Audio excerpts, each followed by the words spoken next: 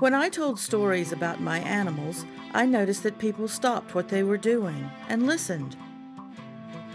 Everybody is interested in the hundreds, the thousands of wild horses that are in the American West.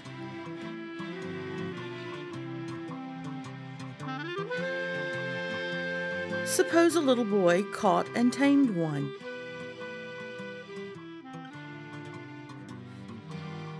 I reached for the Corona and drew it toward me. Mary was always kind of a hero of mine as a kid. She studied a number of different religions. And held that ranch together.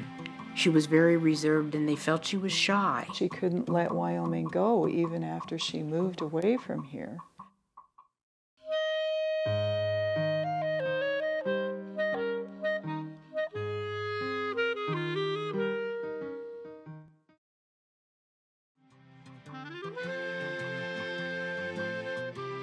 Mary OHara garnered international acclaim for her books about the people and horses who lived on the Goose Bar Ranch in Wyoming.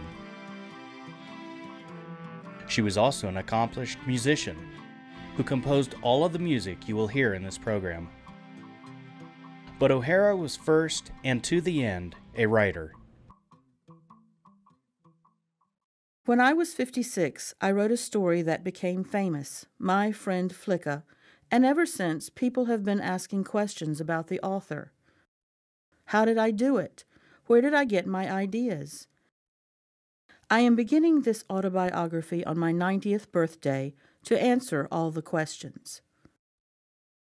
I think that although she was 90, she felt that she could still write and that she should, and that's what she'd always done all her life, and she would continue it as long as she could.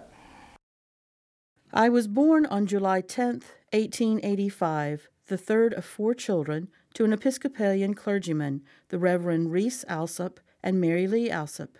I was named after my maternal grandmother, Mary OHara Spring. One often hears of outstanding success being achieved by complete dedication to that single ambition. I wanted to be pretty and lovable, so that I could get married and have children, and then, like all the heroines in the storybooks, live happily ever after. Her first husband was Kent Perot, which was also the name of my husband, his son. And I'm always very thankful that my husband was not a chip off the old block. Kent Perot was a womanizer, and eventually they were divorced, but they were married for 10 years. Mary's daughter, OHara, sadly was ill for many, many years, and she finally died in 1945. My second marriage to Helgi Sturvasa was a happy marriage. He told me he had made plans to go into the sheep-raising business in Wyoming after the war. The man who would be his partner was Floyd Carroll. I was ready for Wyoming. It was almost as if I had intuited the fact that in Wyoming I would meet and get acquainted with those wild horses which roam our western plains. And unless that had happened, I never could have written My Friend Flicka. So we came here to these great grass plains, and I looked and stared and could not get my fill of gazing at hundreds of miles of rolling upland carpeted with emerald green. So this was Wyoming, I thought, a secret hidden world unknown to the rest of the country, serene and calm, with a slow heartbeat. Helgi already had his eye on a ranch 30 miles outside of Cheyenne on the Lincoln Highway. My father being in the Remount, from the Remount division of the Army, came up with the name of Remount for the ranch. And, well, Mary, she kind of fascinated me. She was a remarkable woman. She was always thinking, and she was always learning. She had a tremendous appetite. She wanted to know all about ranching and livestock and so on. And that's all reflected in her very remarkable books. She knew the details, the real story.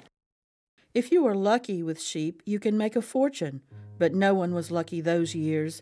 Sheep growers lost fortunes. Well, the whole country was in a depression, and there was no market for their sheep. But then we threw in a drought, and the country just dried up, literally.